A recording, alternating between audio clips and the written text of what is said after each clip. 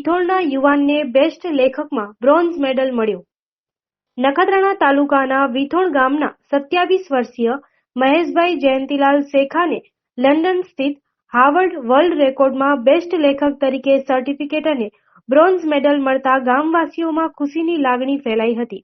યુવાન છેલ્લા એક દાયકાથી સંગીતની દુનિયા સાથે જોડાઈને ભજન, કીર્તન, લોક સંગીતમાં રુચિ ધરાવી ગુજરાતમાં ચોથા ક્રમે સ્થાન મેળવ્યું હતું। તે લુપ્ત થતી કૃતિઓને સંચાર કરી રહ્યો છે। પશ્ચિમ કચ્છ ગુર્જર ગરવા બ્રાહ્મણ સમાજનું ગૌરવ વધાર્યું છે।